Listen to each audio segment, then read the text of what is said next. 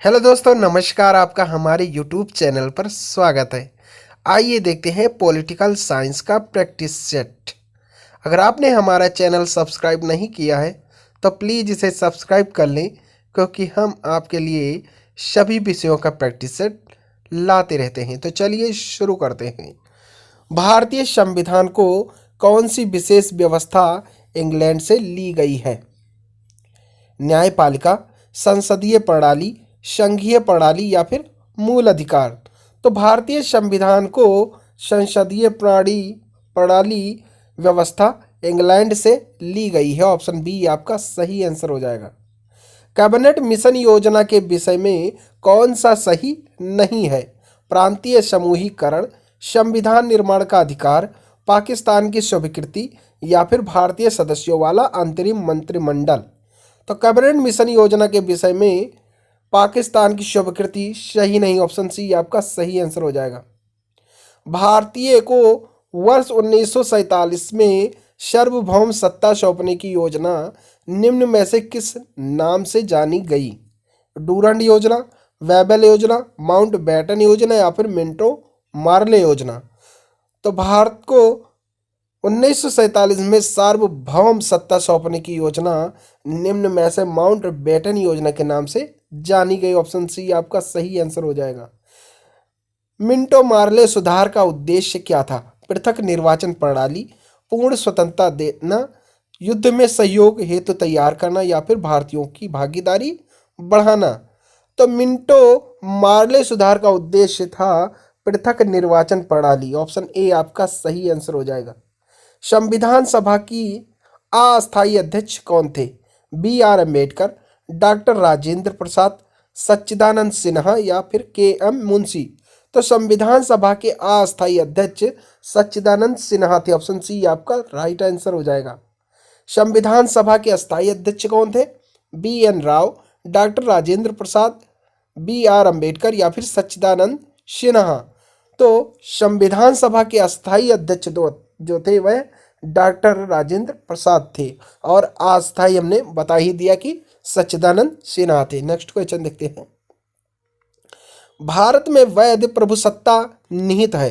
राष्ट्रपति में, संविधान में, मंत्रिमंडल में या फिर न्यायपालिका में। तो भारत में वैध प्रभुसत्ता निहित है संविधान में। ऑप्शन बी आपका राइट आंसर हो जाएगा। किस वाद ने संसद को मौलिक अधिकार में संशोधन का अधिकार दिया है? सज्जन कुमार वाद ने, गोलकनाथ वाद ने, राजनारायण वना इंदिरा गांधी वाद ने या फिर केशवानंद भारती वाद ने। तो संसद को मौलिक अधिकार में संशोधन का अधिकार केशवानंद भारती वाद में दिया गया। ऑप्शन डी आपका राइट आंसर हो जाएगा। संविधान के अंतर्गत बंदी प्रत्यक्षीकरण समादेश जारी करने का अधिकार किसमें निहित है? ऑप्शन है उच्च तथा उच्चतम न्यायालय दोनों में, केवल उच्चतम न्यायालय में, केवल उच्च न्यायालय में या फिर जनपद न्यायालय में। तो संविधान के अंतर्गत बंदी प्रत्यक्षीकरण समादेश जारी करने का अधिकार उच्च तथा उच्चतम न्यायालय दोनों को निहित है। ऑप्शन ए आपका राइट आंसर हो जाएगा। निम्नलिखित में से कौन सा मूल अधिकार नहीं है? स्वतंत्रता का अधिकार, संपत्ति का अधिकार, क्षमता का अधिकार या फिर इनमें से कोई नहीं। तो जो संपत्ति का अधिकार है वह मूल अधिकार नहीं है। ऑप्शन बी आपका राइट आंसर हो जाएगा। नेक्स्ट क्वेश्चन देखते हैं। भारतीय संविधान के किस अनुच्छेद में राज्य के नीति निर्देशक तत्वों का उल्लेख है? अनुच्छेद 33 से 46 में, अनुच्छेद 34 से 48 में, अनुच्छेद 36 से 51 में या इनमें से कोई नहीं। तो भारतीय संविधान के अनुच्छेद 36 से 51 में राज्य के नीति निर्देशक तत्वों का उल्लेख किया गया। ऑप्शन सी आपका राइट आंसर हो जाएगा। संविधान का वह कौन सा भाग है जो संविधान के निर्माताओं के मस्तिष्क और उद्देश्यों को प्रतिबिंबित करता है? राज्य के गति निर्देशक तत्व या भारतीय नागरिकता या मूल अधिकार या फिर संविधान की प्रस्तावना।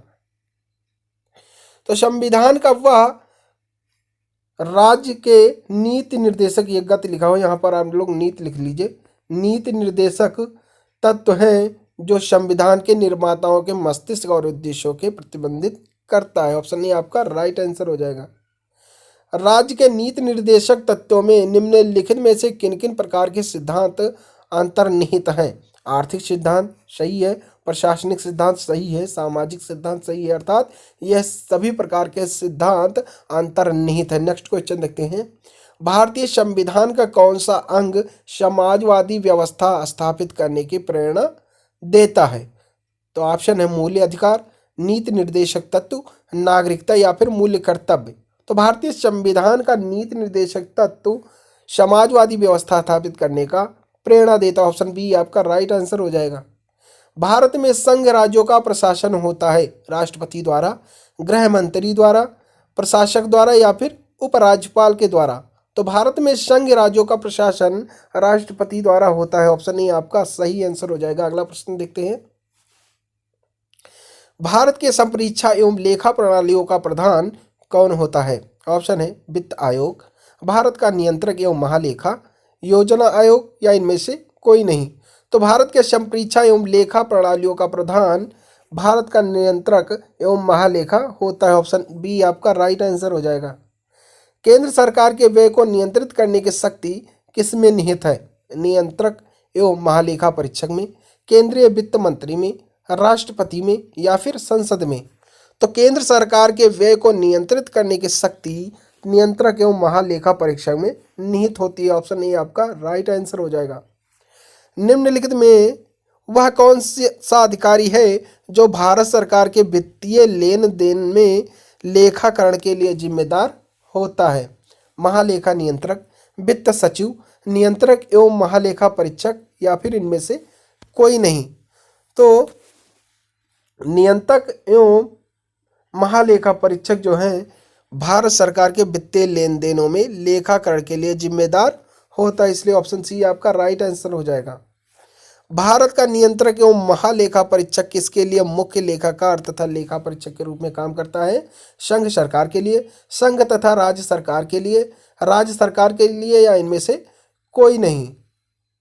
तो जो भारत का नियंत्रक एवं महालेखा परीक्षक होता है वह संघ तथा राज्य सरकार के लिए मुख्य लेखाकार तथा लेखा परीक्षक के रूप में कार्य करता है। ऑप्शन बी आपका राइट आंसर हो जाएगा।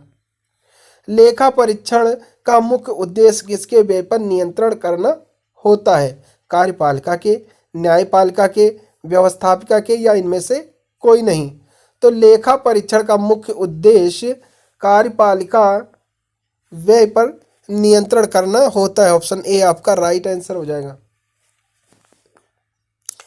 भारत के केंद्रीय स्तर पर लेखांकन तथा लेखा परीक्षण किसके अधिकार क्षेत्र में आता है? लोक लेखा समिति, अनुमान समिति, नियंत्रक एवं महालेखा परीक्षक या इनमें से कोई नहीं। तो भारत के केंद्रीय स्तर पर लेखांकन तथा लेखा परीक्षण नियंत्रक एवं महालेखा परीक्षक के अधिकार क्षेत्र में आता है। ऑप्शन सी आपका राइट आंसर हो जाएगा।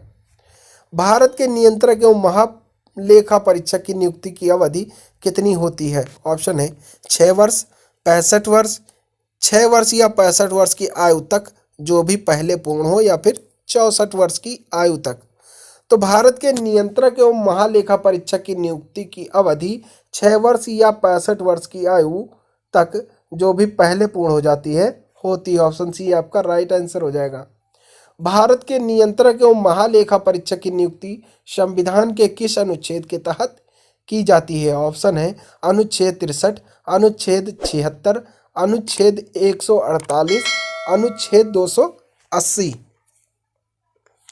तो भारत के नियंत्रक एवं महालेखा परीक्षक की नियुक्ति संविधान के अनुच्छेद 148 के तहत की जाती है। ऑप्शन सी आपका राइट आंसर हो जाएगा।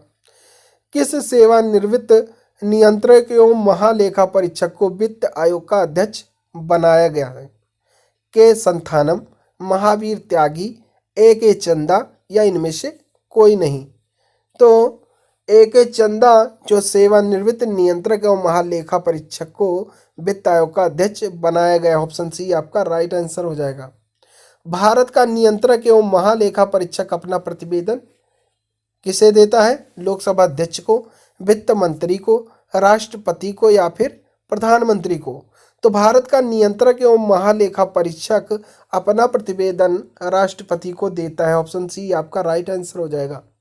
भारत के नियंत्रक एवं महालेखा परीक्षक द्वारा प्रस्तुत प्रतिवेदन के आधार पर कौन समिति कार्य करती है? ऑप्शन है प्रकलन समिति, विशेषाधिकार समिति, लोक लेखा समिति या फिर सरकारी उपक्रम समिति।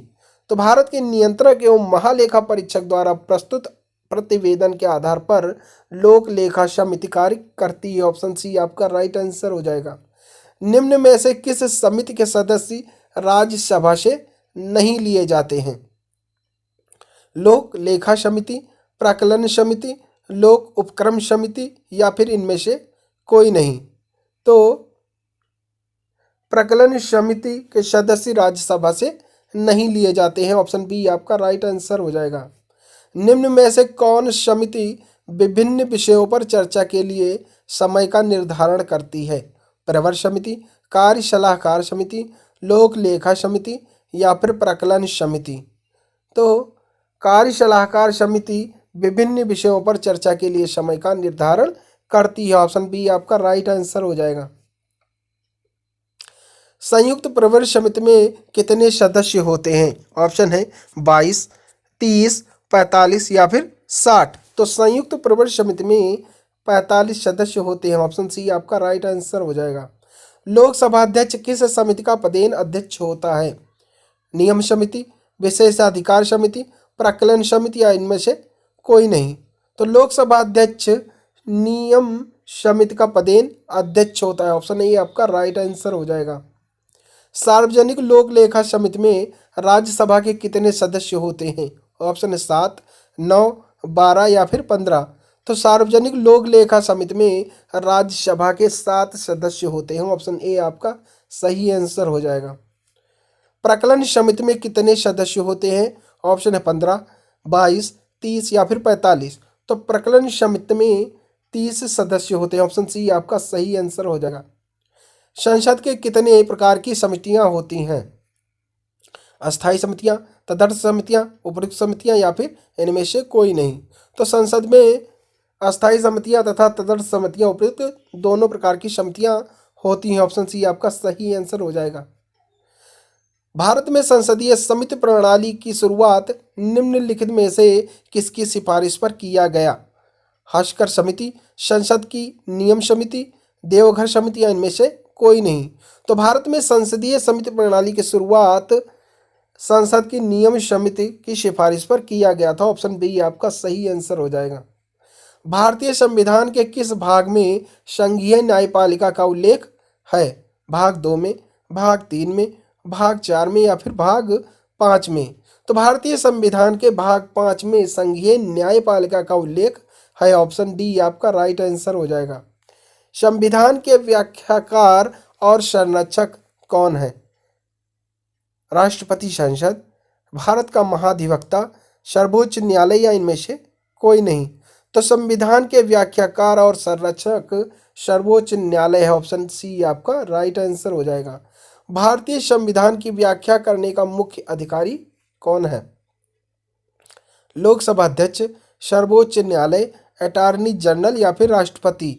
तो भारतीय संविधान की व्याख्या करने का मुख्य अधिकारी सर्वोच्च न्यायालय है। ऑप्शन बी आपका सही आंसर हो जाएगा।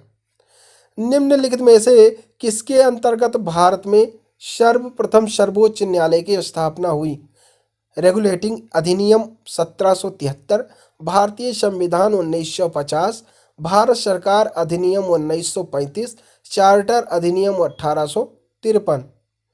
तो रेगुलेटिंग अधिनियम 1773 के अंतर्गत भारत में सर्वप्रथम सर्वोच्च न्यायालय की स्थापना हुई थी। ऑप्शन ए आपका सही आंसर हो जाएगा।